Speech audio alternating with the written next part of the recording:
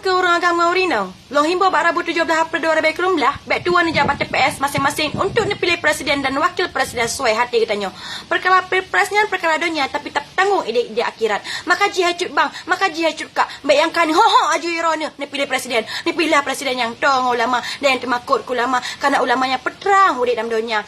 Presiden yang terpilih yang carong dan mempom perkara rakyat. Hai calon presiden nombor 1 nombor 2.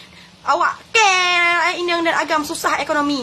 Yang agam letak pengangguran dan feminanya berimbas ke meningkat ji jomblo sejati ban sigom NKRI. Tak gepap harga meh tak menghaikan maka ji lawitnya aku kalian letak yang akan mati BL dengan mati pajak. Sedangkan awak long yang inang kami dah tajak belanja pasai harga barang KBDA utawa remandung pegah. Tak gepap nyolong pegah. Ingat bak pemilu kalinya bek salah nak pilih wahai cut bangan juga.